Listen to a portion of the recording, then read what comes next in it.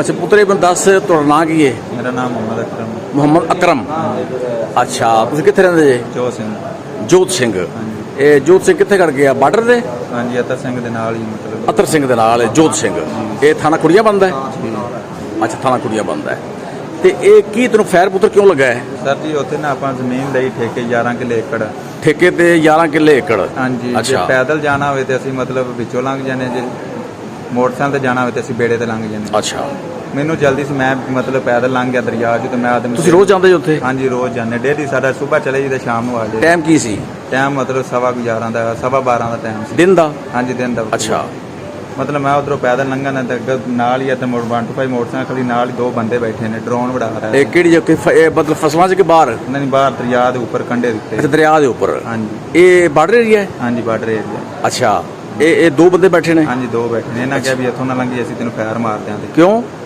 ਵੀ ਮਤਲਬ ਅਸੀਂ ਡਰੋਨ ਉਡਾ ਰਹੇ ਹਾਂ, ਮਤਲਬ ਮੈਂ ਵੇਖ ਲਿਆ ਨਾ ਡਰੋਨ ਉਡਾਉਂਦੇ ਨੇ। ਡਰੋਨ ਉਡਾਉਂਦੇ ਪਏ ਸੀ? ਆਦਿਆਂ ਦੇ ਵੀ ਇੱਥੋਂ ਨਾ ਲੰਘੀ ਅਸੀਂ ਤੈਨੂੰ ਫਾਇਰ ਮਾਰ ਦਿਆਂਗੇ। ਅੱਛਾ। ਮੈਂ ਕਿਹਾ ਫਿਰ ਤੁਸੀਂ ਅੱਜ ਮੈਨੂੰ ਫਾਇਰ ਮਾਰ ਹੀ ਦਿਓ, ਮੈਂ ਇੱਥੋਂ ਹੀ ਲੰਘਣਾ, ਸਾਡਾ ਲੰਘਾ ਰੋਜ਼ ਦਾ। ਹਾਂ ਠੀਕ ਹੈ। ਮੈਂ ਹੀ ਉਹਨਾਂ ਨੂੰ ਇਹ ਤੁਸੀਂ ਬੰਦਿਆਂ ਨੂੰ ਜਾਣਦੇ ਹੋ? ਉਹਨਾਂ ਬੰਦਿਆਂ ਨੂੰ? ਹਾਂਜੀ ਬੰਦੇ ਨੂੰ ਮੈਂ ਫਸਟ ਟਾਈਮ ਵੇਖਿਆ ਤੇ ਮਤਲਬ ਵਕੂਆ ਹੋਣ ਤੋਂ ਬਾਅਦ ਪਤਾ ਲੱਗਾ ਜੀ ਇਹ ਮੁਹੰਮਦ ਆਸ਼ਿਕ ਹੈ, ਮਤਲਬ ਸੇਸਾ ਕਾਲੂ ਵਾਲੇ ਦਾ। ਇਹ ਆਸ਼ਿਕ ਸ਼ੇਖ ਸਾਦ ਕਾਲੂ ਵਾਲੇ ਦਾ? ਇਹ ਮੁਲਾਜ਼ਮ ਪੁਲਿਸ। ਇਹ ਮੁਲਾਜ਼ਮ ਪੁਲਿਸ ਹੈ? ਅੱਛਾ ਆਸ਼ਿਕ ਜਿਹੜਾ ਹੈ? ਹਾਂਜੀ ਆਸ਼ਿਕ। ਅੱਛਾ ਇਹ ਕੇਸ ਦੇ ਕੋਰਸ 'ਚ ਕੋਈ? ਹਾਂ ਇੱਕ ਹੁੰਦਾ ਭਰਾ ਸੀ ਨਾਲ। ਅੱਛਾ ਉਹ ਭਰਾ ਹੁੰਦਾ ਬਾਅਦ ਤੇ ਇੱਕ ਨਾਲ ਜਿਹੜਾ ਨਾਮ ਨੂੰ ਉਹਦਾ ਨਾਂ ਦਾ ਨਹੀਂ ਪਤਾ, ਨਾ ਉਹਨੂੰ ਮੈਂ ਵੇਖਿਆ, ਮਤਲਬ ਉਹਨੂੰ ਮੈਂ ਸਿਆਣ ਲਾਂਗਾ ਮੇਰੇ ਸਾਹਮਣੇ ਆਵੇਗਾ ਤਾਂ ਮਤਲਬ ਮੈਂ ਉਹਨੂੰ ਵੇਖਿਆ। ਅੱਛਾ ਇਹਨਾਂ ਕਾ ਤੁਹਾਨੂੰ ਫੈਰ ਮਾਰ ਦਿਆਂਗੇ? ਇਹਨੇ ਕਿਹਾ ਵੀ ਇੱਥੋਂ ਨਾ ਲੰਘੀ ਮੈਂ ਤੈਨੂੰ ਫੈਰ ਮਾਰ ਦਿਆਂਗਾ। ਹੂੰ। ਮੈਂ ਹੀ ਉਹਨਾਂ ਦੇ ਮੰਨੇ ਹੋਇਆ ਤੇ ਅੱਗੋਂ ਮਤਲਬ 30 ਬੋਰ ਕੱਢ ਖਲਾ ਤੇ ਮਤਲਬ ਮੈਂ ਨਾਲ ਦੇ ਸਾਥੀਆਂ ਦੋਨ ਫੋਨ ਕਰ ਲਿਆ, ਨਾਲ ਪਾਣੀ ਲਾਈ ਕਲੇ ਪਿਛਾਂ ਗੰਦਾ। ਅੱਛਾ। ਉਹ ਅੱਗੋਂ ਆ ਗਏ ਤੇ ਨਾਲ ਜਿਹੜਾ ਮੇਰਾ ਮਸੇਰ ਮੋਟਰਸਾਈਕਲ ਤੇ ਆਇਆ ਸੀ ਉਹ ਵੀ ਨਾਲ ਹੋ ਗਿਆ। ਹੂੰ। ਅਸੀਂ ਉਹ ਪਾਣੀ ਲੰਘਣ ਲੱਗੇ ਨੇ ਤੇ ਅਸੀਂ ਮਤਲਬ ਪਰਲੇ ਜਿਹੜੇ ਦੋ ਬੰਦੇ ਆਏ ਨੇ ਉਹਨਾਂ ਘੇਰ ਲਿਆ, ਫੜ ਲਿਆ। ਅੱਛਾ। ਅਸੀਂ ਉਹਨਾਂ ਕੋਲ ਜਿਹੜਾ ਡਰੋਨ ਸੀ ਸਮਾਨ ਸਮੂਨ ਸਾਰਾ ਕੁਝ ਖੋਹ ਲਿਆ ਸੀ। ਅੱਛਾ ਡਰੋਨ ਦੇ ਨਾਲ ਹੋਰ ਕੀ ਸਮਾਨ ਸੀ? ਸਮਾਨ ਪੱਖਾ ਪੁੱਖਾ ਤੇ ਪਾਊਡਰ। ਅੱਛਾ ਪਾਊਡਰ ਵੀ ਸੀ? ਕਿੰਨਾ ਕੁ ਸੀ? ਪਾਊਡਰ ਸਰ ਜੀ ਹੈਗਾ 6-7 ਪੈਕਟ ਹੈਗੇ। ਹਾਂ ਮਤਲਬ ਅੰਦਾਜ਼ਨ ਮਤਲਬ ਇੰਨੇ ਸੀ, ਮਤਲਬ ਅਸੀਂ ਵਿੱਚ ਫਰੋਲ ਪ੍ਰੂਫ ਨਹੀਂ ਵੇਖਿਆ ਤੇ ਵੈਸੇ ਉਤੋਂ ਹੀ ਕਲੀਅਰ ਕਰ ਲਿਆ ਤੇ ਅਸੀਂ ਮਤਲਬ ਲੈ ਕੇ ਪਿਛਾਂਡਿਆ ਤੇ ਸਾਨੂੰ ਨਹੀਂ ਪਤਾ ਵੀ ਮੁਹੰਮਦ ਆਸ਼ਿਕ ਦੇ ਇਲਾਕੇ ਦੇ ਨਾਲ ਪਿਸਟਲ ਹੈਗਾ। ਅੱਛਾ। ਉਹ ਜਦੋਂ ਅਸੀਂ ਵਾਪਸੀ ਹੋਏ ਤੇ ਮੇਰੇ ਦੋ ਜਿਹੜੇ ਸਾਥੀ ਤਿੰਨਾਂ 10 ਕਰਮਾਂ ਦਾ ਫਾਸਲਾ ਪਾ ਗਿਆ ਸੀ।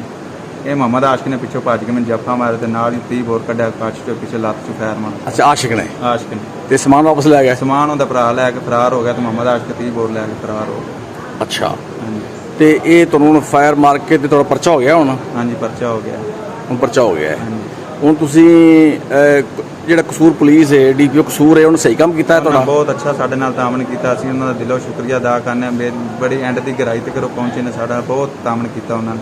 ਤੁਹਾਡੇ ਕਿਸੇ ਨੇ ਡਰਾਇਆ ਧਮਕਾਇਆ ਤਾਂ ਨਹੀਂ? ਨਹੀਂ ਵੀ ਕਿਸੇ ਪੁਲਿਸ ਵਾਲੇ ਖਿਲਾਫ ਤੇ ਦਰਖਾਸਤ ਦਿੱਤੀ ਹੈ ਫਲਾਂ ਫਲਾਂ? ਨਹੀਂ ਸਾਡੇ ਨਾਲ ਉਹਨਾਂ ਨੇ ਬੜਾ ਅੱਛਾ ਤਾਮਨ ਕੀਤਾ। ਵਾਈਦਾ ਆਰਫ ਡੀਪੀਓ ਡੀਐਸਪੀ ਸਾਹਿਬ ਮਤਲਬ ਐਸਐਚ ਸਾਹਿਬ ਇਹਨਾਂ ਸਾਰਿਆਂ ਨੇ ਸਾਡੇ ਨਾਲ ਚੰਗਾ ਤਾਮਨ ਕੀਤਾ। ਸ਼ੁਕਰੀਆ ਅਦਾ ਕਰਦੇ ਪੁਲਿਸ ਦਾ? ਦਿਲ ਸੇ ਸ਼ੁਕਰੀਆ ਅਦਾ ਕਰਤੇ ਹਾਂ।